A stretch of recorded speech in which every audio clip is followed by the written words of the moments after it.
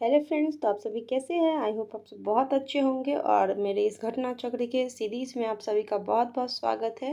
Video में last तक ज़रूर बने रहिएगा और आपको थोड़ा सा भी हेल्पफुल लगा तो ज़रूर कमेंट में थैंक यू सो अपना अपना जो भी राय उसमें कमेंट में कर दीजिएगा कि आपको इस वीडियो को कैसा लगा और आप कौन से सब्जेक्ट को अगली बार देखना चाहते हैं। तो वीडियो को स्टार्ट करते हैं और 2026 का मैं घटना चक्र अभी करवाने जा रही हूँ। 5th एडिशन है। किसका है? तो यह है आर्थिक सामाजिक विकास का, मतलब इकोनॉमिक्स का है। और इसमें बहुत सारे चैप्टर्स दिए गए हैं, सबको एक एक करके मैं कंप्लीट कराऊंगी। जनसंख्या भी है, बाकी भी सब्जेक्ट का अपलोड हो चुका है, सबकी अलग अलग प्लेलिस्ट बनी हुई है। तो आप इस वीडियो को ज़रूर देखिएगा और मेरे चैनल को सब्सक्राइब कर लीजिएगा और उसमें जा करके चैनल में जा करके प्लेलिस्ट सबका अलग अलग बना हुआ है, तो आप उसको ईजिली देख लीजिएगा। और आप स्पीड 1.5 रेशियो पर या फिर आप उसको 2x पर भी देख करके स्पीड देख लीजिएगा। और जो भी एग्ज़ाम आगामी देने जा रहे हैं 2026 में, तो उनके लिए बहुत हेल्पफुल रहेगा। 2027-28 जो भी एग्ज़ाम आप दीजिएगा सबके लिए बहुत हेल्पफुल रहेगा। जो बच्चे न्यू हैं, जो नहीं पढ़े हैं बेसिक, उनके लिए थ्योरी अलग से मैं पढ़ा दूँगी। इसमें बस ऑब्जेक्टिव करा रही हूँ, तो थ्योरी अगले वीडियो में आएगा, उसका अलग से प्लेलिस्ट भी बनेगा। तो मेरे इस वीडियो में बने रहिए। Thank you so much. Last तक इस वीडियो को ज़रूर देखिएगा। तो स्टार्ट करते हैं। चैप्टर फर्स्ट है आर्थिक विकास, आर्थिक एवं सामाजिक विकास। आर्थिक विकास भारत, ये अर्थव्यवस्था का स्वरूप। इसकी थ्योरी को स्किप करते हैं और सीधा क्वेश्चन पे चलते हैं। हमारा क्वेश्चन है, फर्स्ट क्वेश्चन, मिश्रित अर्थव्यवस्था का अर्थ है जहाँ कृषि और उद्योग दोनों को समान महत्व मिले, नहीं जहाँ राष्ट्रीय अर्थव्यवस्था में सार्वजनिक क्षेत्र के साथ साथ निजी क्षेत्र भी विद्यमान हो। सार्वजनिक और निजी दोनों विद्यमान हो, वही है मिश्रित अर्थव्यवस्था। ऐसी अर्थव्यवस्था जिसमें निजी एवं सार्वजनिक दोनों क्षेत्र विद्यमान होते हैं मिश्रित अर्थव्यवस्था कहलाते हैं। भारतीय अर्थव्यवस्था मिश्रित अर्थव्यवस्था का एक प्रमुख उदाहरण है। भारत में मिश्रित अर्थव्यवस्था का अर्थ क्या है? सार्वजनिक तथा निजी क्षेत्र का सह अस्तित्व, यही है एक मिश्रित अर्थव्यवस्था। ये क्वेश्चन बहुत बार पूछा गया है। मिश्रित अर्थव्यवस्था का तात्पर्य है निजी एवं सार्वजनिक क्षेत्र दोनों क्षेत्रों का विद्यमान होना, विद्यमानता।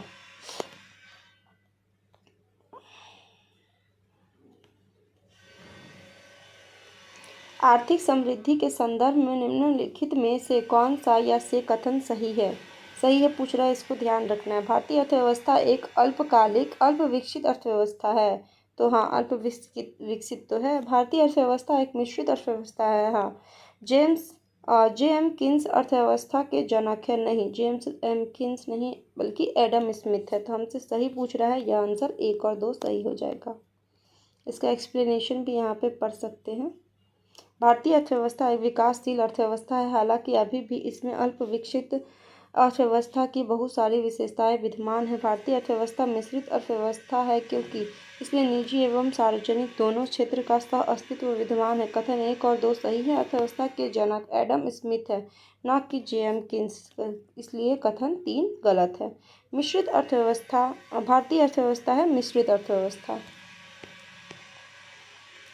निम्नलिखित में से कौन सा भारतीय अर्थव्यवस्था का मुख्य लक्षण है? जिसमें भारत का अर्थव्यवस्था पूछ रहा है, तो जिसमें पूंजीवादी और सामाजिक, मतलब निजी और सार्वजनिक दोनों हो, तो मिश्रित अर्थव्यवस्था वही है।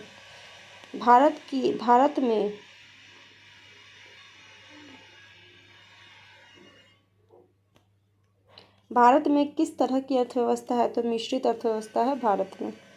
यह सत्य होगा कि भारत को परिभाषित किया जाए, यह सत्य होगा कि भारत को परिभाषित किया जाए कि भारत है एक सम आधिक्य वाली अर्थव्यवस्था के रूप में। इसमें श्रम बहुत ज़्यादा है, लेकिन यहाँ पे मतलब कि बहुत सारे लोग रोजगार नहीं है, सबके मतलब अधिकतर लोग बेरोजगार है, बहुत सारे लोग यहाँ पे बेरोजगार है। वही है कि अल्प विकसित, इसी के कारण हो गया। भारत में जनसंख्या की अधिकता के कारण ही इसमें एक श्रम आधिक्य वाली अर्थव्यवस्था के रूप में परिभाषित किया जाता है। अल्प विकसित अर्थव्यवस्था समानता विशेषता होती है,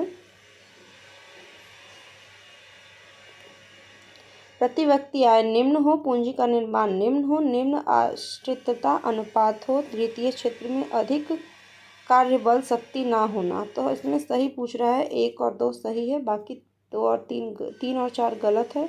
अब इस पे देख लेते हैं एक्सप्लेनेशन क्या है। अल्पविकसित शब्द सामान्यतः उन अर्थव्यवस्थाओं के संबंध में युक्त होता है जहां उस देश के लोगों का रहन सहन का स्तर काफ़ी निम्न होता है, क्योंकि वहां पर उत्पादकता का स्तर कम एवं जनसंख्या का स्तर अधिक होने से प्रति व्यक्ति आय का स्तर निम्न पाया जाता है। अल्पविकसित अर्थव्यवस्था के निम्नलिखित विशेषताएं हैं।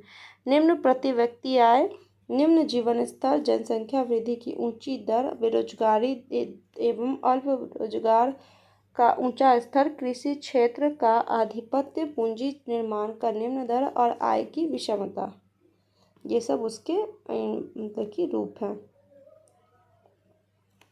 निम्नलिखित में से क्या सही ढंग से समझाता है कि भारत अल्पविकसित अर्थव्यवस्था है? आय का असमान वितरण, उच्च निर्भरता, राष्ट्रीय आय में वृद्धि की धीमी दर, बैंक व वित्तीय क्षेत्र में परिवर्तन। सही उत्तर है इनमें से कोई भी नहीं। इसका एक्सप्लेनेशन देख लेते हैं।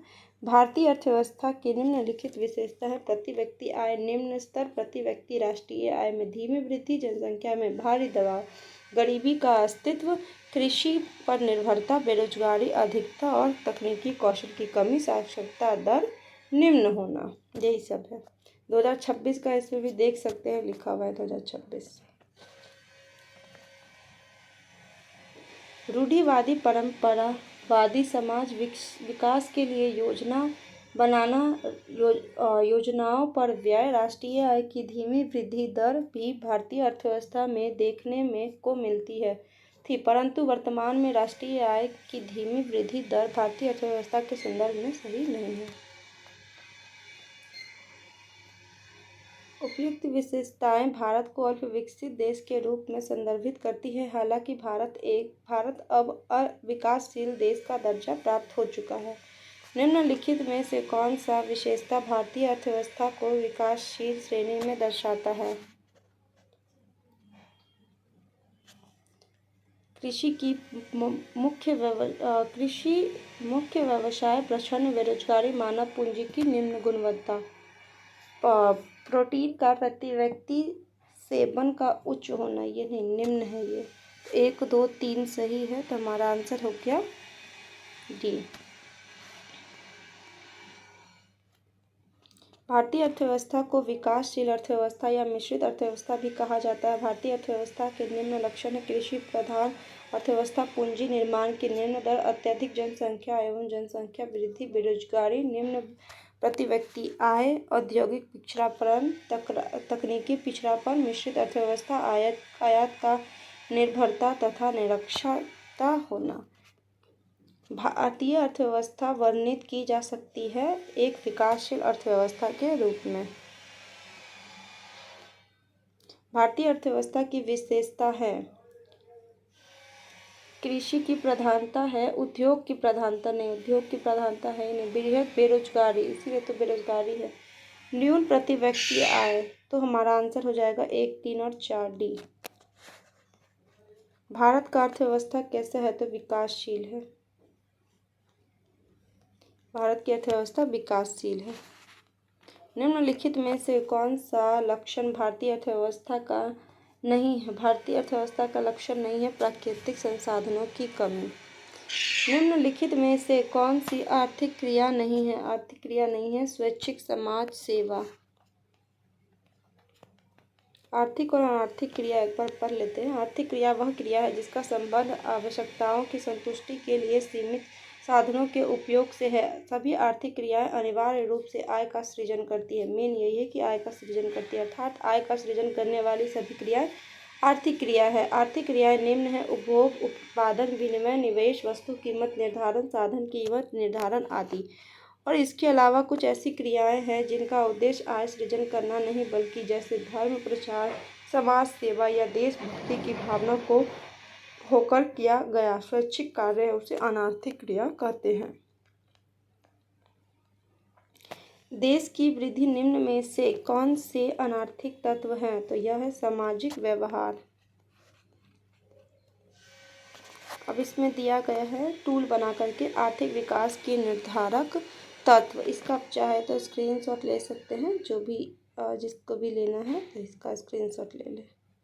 इसे मैं एक बार पढ़ देती हूँ। आर्थिक विकास के निर्धारक तत्व। आर्थिक तत्व प्राकृतिक साधन, श्रम शक्ति का व जनसंख्या, पूंजी निर्माण, तकनीकी तथा नवाचार, पूंजी उत्पादन अनुपात, संगठन आदि। अनार्थिक तत्व है सामाजिक घटक, धार्मिक घटक, राजनीतिक घटक, अंतर्राष्ट्रीय घटक और वैज्ञानिक घटक। निम्नलिखित में से कौन आर्थिक सुधारों के द्वितीयक प्रजनन में सरकार द्वारा चिन्हित किया गया है का भाग नहीं है? वह है न्यायिक प्रणाली में सुधार। सी। उपयुक्त विकल्पों में न्यायिक प्रणाली में सुधार को छोड़कर बाकी सभी विकल्प सरकार द्वारा चिन्हित के अंतर्भाग। विकल्प सी अवशिष्ट उत्तर है। विकास का भारतीय मॉडल किसके हितों की सुरक्षा करता है? तो वह करता है व्यक्ति और राज्य दोनों की। तो ये हमारा एंड हो गया और चैप्टर 2 का नेक्स्ट वीडियो में अपलोड होगा, राष्ट्रीय आय। तो आप इस वीडियो को एंड तक देखें, उसके लिए बहुत बहुत धन्यवाद। अपने दोस्तों के बीच इस वीडियो को शेयर करें और एग्ज़ाम से पहले इस वीडियो को ज़रूर देख लें। और सारे की अलग अलग प्लेलिस्ट है, तो सारे का रिवीजन आप कर सकते हैं। बस छोटा छोटा है, कोई 10 सेकंड का, कोई 10 मिनट का, कोई 20 मिनट का, तो आप 2 की स्पीड में भी देख सकते हैं और जल्दी हो जाएगा। इसमें बस जो भी पहले से बेसिक पढ़े हुए हैं, जिसको बस क्वेश्चन एक बार देख लेना है, उन लोग के लिए बहुत बेनिफिट है। और जो लोग नहीं पढ़े हैं बेसिक, उसके लिए बस थ्योरी अलग से पढ़ाऊँगी। उसके बाद वो इस वीडियो को देखेंगे तो ही उनको अच्छे से समझ आएगा, इसलिए उसका अलग से वीडियो बनाऊंगी। और जो बच्चे पढ़ चुके हैं उनको बस क्वेश्चन आंसर का रिवीजन करवा रही हूँ। और ये 72वें बीपीएससी और आगामी जो भी एग्ज़ाम होंगे 2026 के बाद, सभी के लिए बहुत इंपॉर्टेंट है। अब इसमें भी देख भी रहे कि घटना चक्र है, इसमें हमेशा क्वेश्चन रिपीट होता है।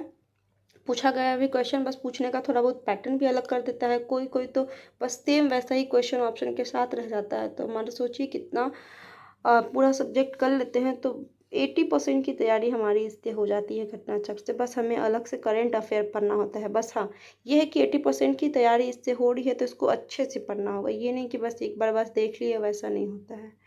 तो थैंक यू सो मच। मेरे वीडियो को लाइक सब्सक्राइब ज़रूर कर लीजिएगा, अपने दोस्तों के बीच ज़रूर शेयर कीजिएगा। और आप जो भी वीडियो देखना चाहते हैं, नेक्स्ट वीडियो किस सब्जेक्ट पे बनाऊं, उसके लिए आप इसमें कमेंट कर दीजिएगा। Thank you so much.